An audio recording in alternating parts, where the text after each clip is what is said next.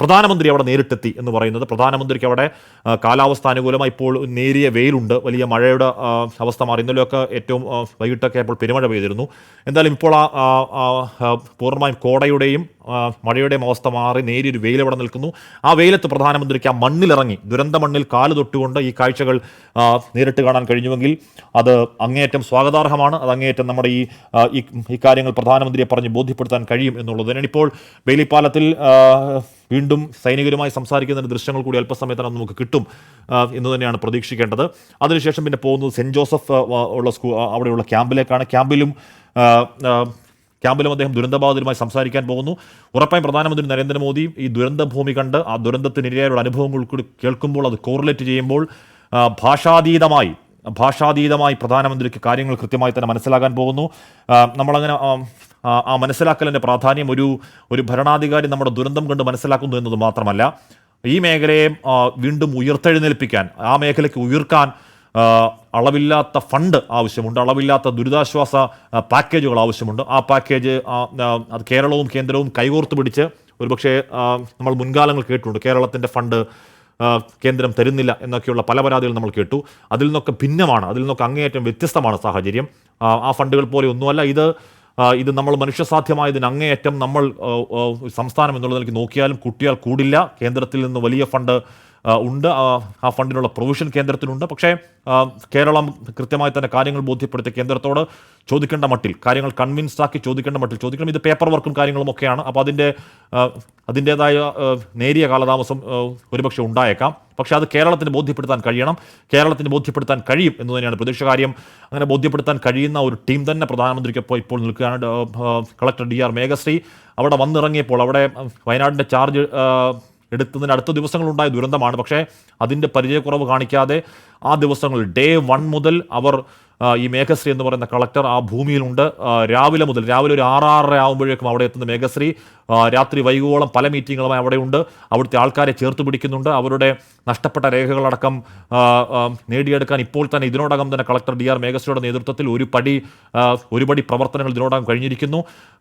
എന്ന് പറഞ്ഞാൽ നാട്ടുകാരെ കൃത്യമായി മനസ്സിലാകുന്ന, അവരുടെ വേദന കൃത്യമായി ബോധ്യപ്പെടുന്ന, അങ്ങേയറ്റം സെൻസിറ്റീവായ, സംവേദനക്ഷമതയുള്ള, കാര്യങ്ങൾ മനസ്സിലാകുന്ന ഒരു ജില്ലാ ഭരണാധികാരി വയനാടിന് ഈ സമയത്തുണ്ട് എന്ന് പറയുന്നത് വലിയ ഭാഗ്യമാണ് ആ മേഖലയുടെ എന്ന് ഉറപ്പായും പറയാം. കാര്യം അവരുടെ ഇപ്പോഴത്തെ വേദനകൾക്ക് അങ്ങനെ ഒരു ഭരണാധികാരി അവരുടെ കൂടെ വേണം. അപ്പോൾ കളക്ടർ DR മേഘശ്രീ അടക്കം ആദ്യം മുതൽ തന്നെ ഇത് AC ഓഫീസിലിരുന്നല്ല, അവിടെ ഗ്രൗണ്ടിലിറങ്ങി ആ ചെളിയിലടക്കം ഗംബൂട്ട് ഇട്ടുകൊണ്ട് ആ ചെളിയിലടക്കം നിന്ന മേഘശ്രീക്കും ഈ പറയുന്ന അവിടെ നിൽക്കുന്ന ബാക്കി ആൾക്കാർക്കും MR രാജ്കുമാർ അടക്കമുള്ളവർക്ക് പ്രധാനമന്ത്രിയോട് നേർക്കുനേർ കാര്യങ്ങൾ ബോധ്യപ്പെടുത്താൻ ഉറപ്പായും കഴിയും. ആ ബോധ്യപ്പെടലിന് അനന്തരഫലം, അതിൻ്റെ ഫലശ്രുതി എന്ന് പറയുന്നത് കേരളത്തിന് കിട്ടേണ്ട, ഏറ്റവും അർഹമായ വയനാടിന് കിട്ടേണ്ട ഈ മുണ്ടക്കൈ, പുഞ്ചിരിമട്ട, ചൂരൽമല എന്ന് പറഞ്ഞ് ഇല്ലാതായിപ്പോയ പ്രദേശത്തെ മറ്റൊരിടത്ത് പറിച്ചു നടാൻ ആവശ്യമായ, അല്ലെങ്കിൽ അതേ പ്രൗഢിയോടെ പറിച്ചു നടാൻ ആവശ്യമായ കേന്ദ്ര ഫണ്ട് കിട്ടും എന്ന് തന്നെയാണ് നമ്മുടെ പ്രതീക്ഷ.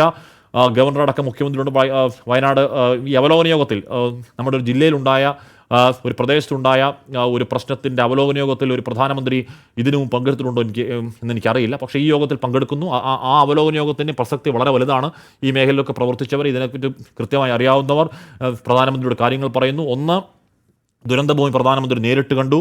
2, സെൻറ്റ് ജോസഫ് സ്കൂളിലെത്തി ഈ ദുരന്തത്തിനിരയായ ദുരന്തബാധിതരുമായി പ്രധാനമന്ത്രി നേരിട്ട് നേർക്കുനേർ അവരുടെ അനുഭവങ്ങൾ കേൾക്കാൻ പോകുന്നു. 3, വളരെ ആധികാരികമായി വൈകിട്ട് കളക്ടറിൽ നടക്കുന്ന അവലോകന യോഗത്തിൽ വളരെ ശാസ്ത്രീയമായി ഇതിൻ്റെ കാരണങ്ങൾ എന്താണ് എന്നതടക്കമുള്ള ഈ ദുരന്തത്തിൻ്റെ വ്യാപ്തി പറയുന്ന പ്രൊജക്ടറിൻ്റെയും ദൃശ്യങ്ങളുടെയും സഹായത്തോടു കൂടി പ്രധാനമന്ത്രിയെ വീണ്ടും ബോധ്യപ്പെടുത്താൻ പോകുന്നു. അങ്ങനെ ഈ ഘടകങ്ങളൊക്കെ ചേർത്ത് വായിക്കുമ്പോൾ നമുക്ക് കിട്ടാനുള്ള, അല്ലെങ്കിൽ മേഖലയെ ഉയർക്കാൻ കിട്ടാനുള്ളത് പ്രധാനമന്ത്രിയിൽ നിന്ന് ഒരു ഉറപ്പിൻ്റെ രൂപത്തിലെങ്കിലും, ഒരുപക്ഷെ കൃത്യമായി 2000 കോടിയുടെ ഫണ്ട് അല്ലെങ്കിൽ 5000 കോടിയുടെ ഫണ്ട് എന്നൊരു പ്രഖ്യാപനം പ്രധാനമന്ത്രി നടത്തില്ലായിരിക്കും. പക്ഷേ കൃത്യമായ ഒരു ഉറപ്പ് പ്രധാനമന്ത്രിക്ക് നൽകാൻ കഴിയും.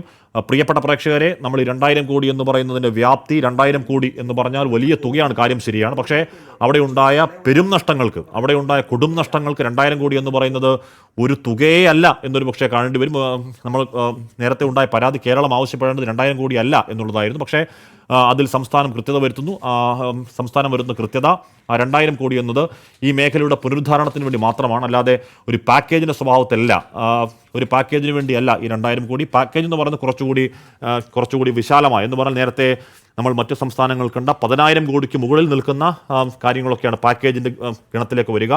ഏറ്റവും മിനിമം ഈ മേഖലയെ ഊർക്കാൻ, ഈ മേഖലയെ ഉയർത്തെഴുന്നേൽപ്പിക്കാൻ വേണ്ടത് 2,000 കോടിയാണ്. ആ 2,000 കോടി വേണം എന്നുള്ളതാണ് സംസ്ഥാനത്തിൻ്റെ പ്രാഥമികമായ ആവശ്യം.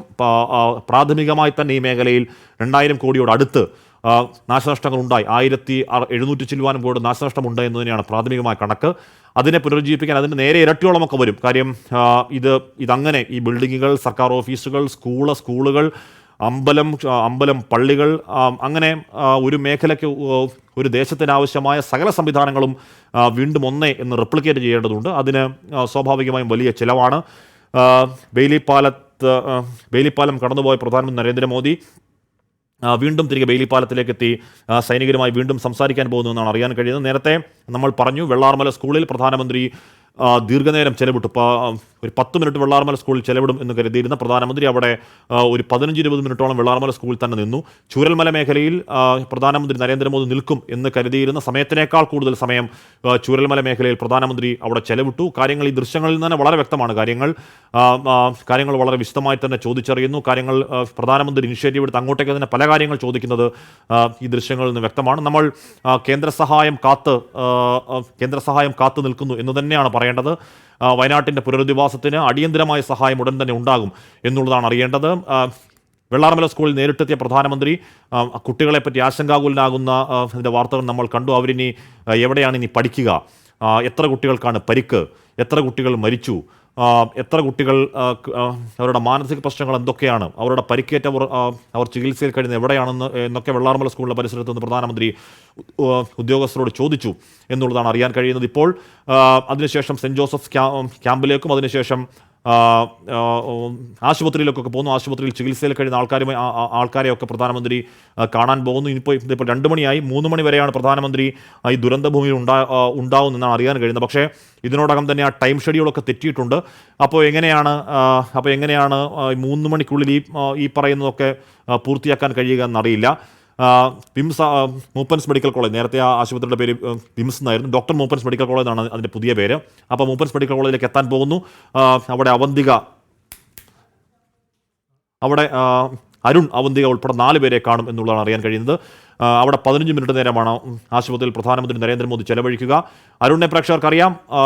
അരുണിനെ ആരും മറക്കില്ല. ദുരന്തത്തിൻ്റെ ഓർമ്മ ഉള്ളിടത്തോളം കാലം അതിൽ നിന്ന് കഷ്ടിച്ച് രക്ഷപ്പെട്ട, മരണത്തോട് അത്രയും സമയം മല്ലടിച്ചു നിന്ന് രക്ഷപ്പെട്ട അരുണിനെ നമ്മൾ ഓർക്കും. അരുണിനെയും അവന്തിക ഈ വെള്ളാർമല സ്കൂളിലെ പ്രധാനമന്ത്രി അല്പസമയം മുൻപ് കണ്ട വെള്ളാർമല സ്കൂളിലെ 3ാം ക്ലാസ് വിദ്യാർത്ഥിനിയാണ്. അച്ഛനും അമ്മയും മരിച്ചു. പാവം കുട്ടിക്ക് അറിയില്ല കാര്യം. അവളുടെ ചേച്ചി, ആ സ്കൂളിലെ തന്നെ 1ാം ക്ലാസ് വിദ്യാർത്ഥി അവന്തികയുടെ ചേച്ചി മരിച്ചു. ഈ വിവരങ്ങൾ, ആ ദുരന്തത്തിന് ഞെട്ടിക്കുന്ന ഷോക്കിംഗ് വിവരങ്ങളൊന്നും ആ പാവം കുഞ്ഞിന് ഇപ്പോൾ അറിയാതിരിക്കട്ടെ. അത് എത്ര കാലം അറിയാതിരിക്കും എന്നറിയില്ല. അതറിയുന്ന സമയം വലിയ വേദനയുടെ സമയം തന്നെയാണ്. പ്രധാനമന്ത്രിയെ ADGP MR അജിത് കുമാറും ചീഫ് സെക്രട്ടറി വി വേണുവും ഒക്കെ കാര്യങ്ങൾ ധരിപ്പിക്കുകയാണ്. ദീപക് ധർമ്മടം ചേരുകയാണ്. ദീപക്, അവിടെ താഴെ മഴയില്ല, അതുകൊണ്ട് തന്നെ പ്രധാനമന്ത്രി ദുരന്തഭൂമിയിലേക്ക് ഇറങ്ങി. MR അജിത് കുമാറും ചീഫ് സെക്രട്ടറിയും ഒക്കെ പ്രധാനമന്ത്രിയെ കാര്യങ്ങൾ ബോധ്യപ്പെടുന്ന ദൃശ്യങ്ങൾ കാണുകയാണ് നമ്മൾ.